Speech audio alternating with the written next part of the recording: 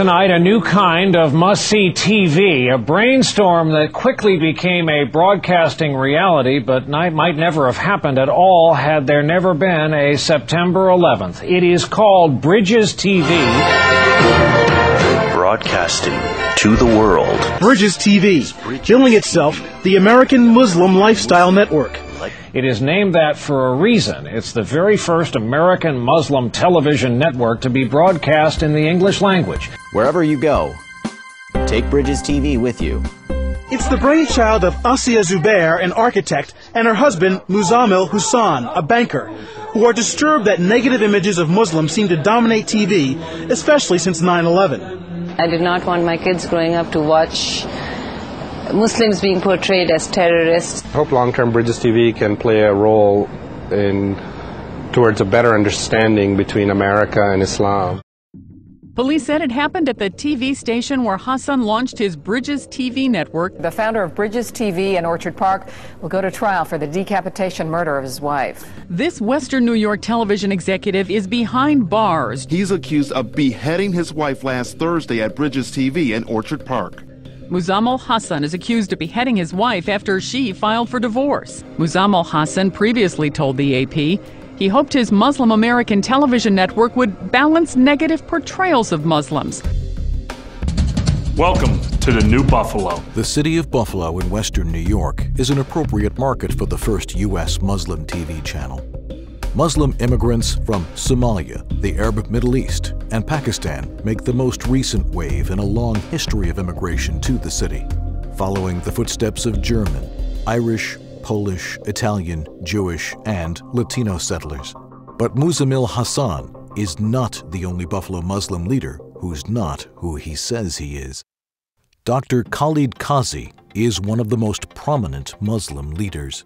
He heads the Muslim Public Affairs Council of Western New York. MPAC has become perhaps the preeminent Muslim American advocacy group. MPAC represents an embodiment of the American Muslims, how we want to be, how we want to be perceived, how we want to be projected, and what we actually are. In 2002, the Buffalo News called Qazi a strong, reassuring voice of reason after 9/11. and presented him with the Outstanding Citizen Award. The National Conference for Community and Justice honored him that same year with the Brotherhood Sisterhood Award for his interfaith work. He got a Community Leadership Award from the local FBI and the Leadership Buffalo Award for diversity. But Dr. Qazi is not who he appears to be in public. In 2000, Qazi headlined a Boston fundraising event for the Global Relief Foundation, which claimed to help Muslims in need around the world. And all the brothers at Global Relief for the wonderful work they are doing around the Muslim world. But after 9/11, investigators discovered that the money folks like Qazi were collecting for the Global Relief Foundation was actually being moved into bin Laden's financial network. The foundation was designated as a terrorist group and shut down in 2002. In the 1990s, Dr. Qazi led the Western New York chapter of the American Muslim Council, a national organization whose leader, Abdul Rahman al-Amoudi, was arrested on terrorism charges in 2003. Like Dr. Qazi, al-Amoudi had been trusted by American leaders as a moderate who would bridge rifts between our cultures. He had become a central figure in the American Muslim community and met frequently with both Presidents Bush and Clinton. But al-Amoudi's success was the product of a grand deception. We are all supporters of Hamas. Allahu Akbar. I wish they added that I'm also a supporter of Hezbollah. Anybody supports Hezbollah here? In October 2004, Abdul Rahman al-Amoudi was sentenced to 23 years in prison for funneling money to al-Qaeda. When al-Amoudi was unmasked as a terrorist who had secretly penetrated the core of American leadership, it was a huge setback for his group's leadership. And so after al-Amoudi's arrest, many like the American Muslim Council's remaining leaders, like Dr. Qazi, closed down the group and rebranded as leaders of another group called the Muslim Public Affairs Council.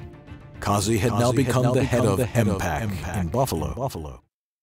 MPAC has been accused of defending designated terrorist organizations, opposing U.S. counterterrorism efforts, and promoting anti-Israel and anti-Semitic rhetoric. Israel is not a democracy. Israel is a theocracy and is an apartheid state against every fiber of the modern world. Dr. Qazi has also made false accusations against Israel. In 2008, as head of MPAC, Dr. Qazi shocked the audience at Buffalo's Westminster Presbyterian Church, where he puts on an annual MPAC interfaith program called Understanding Islam. I have seen the pictures, including in Buffalo News and New York Times, when Israelis are dancing around after massacring Palestinians. Well, I have kept the papers, and I will bring it. I will bring it. Qazi never could show the pictures he claimed to have seen. Another speaker Qazi brought to the church for his program was even more offensive to Jews. The church's pastor, Tom Yorty, had to issue an apology to Buffalo's Jewish community. I write this letter to you on behalf of our governing board of our congregation and members of our church to express our deepest apology and sincere regret and embarrassment about the terrible, unfortunate presentation made in our case library, Understanding Islam series, last Sunday. Meanwhile, more of Khalid Qazi's radical connections continue to turn up, and not just in America. Qazi is a director of a group called the Kashmiri American Council, a group that the FBI announced in 2011 was an American front for the Pakistani spy agency, the ISI.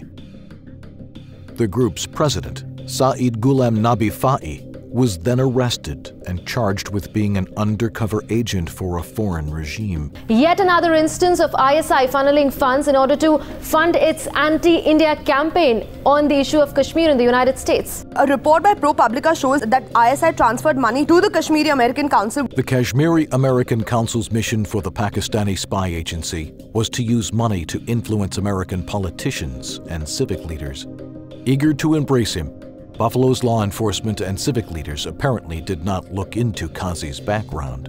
After Osama bin Laden was killed, U.S. Attorney William Hochul held a press conference with Dr. Qazi. Now, Muslim American leaders continue to distance themselves from Osama bin Laden in the aftermath of his death. Last hour, U.S. Attorney William Hochul reassured the group that the strong relationship formed between the feds and the Western New York Muslim community since 9/11 will continue. This is a time when our country must stand together. What is actually happening in Buffalo, and why? Dr. Khalid Qazi is still one of Buffalo's most respected and prominent Muslim community leaders, despite having publicly lied about the Jews of Israel, despite raising money for an al-Qaeda charity, and despite being a director of a Pakistani spy agency front group. Unfortunately, Buffalo is not unique. Across the country, our civic leaders, motivated primarily by political correctness, are embracing and promoting hate-filled Islamic extremists.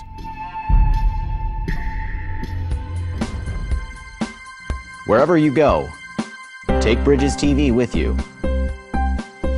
Now, under new ownership, Bridges TV is promoting positive portrayals of terrorists. We meet with the leader of the Hezbollah of all of South Lebanon, the #2 guy in the whole organization. And he's like the nicest guy. He's like a big cuddly teddy bear. He always laughs, he tells jokes, he hugs. الموت لإسرائيل.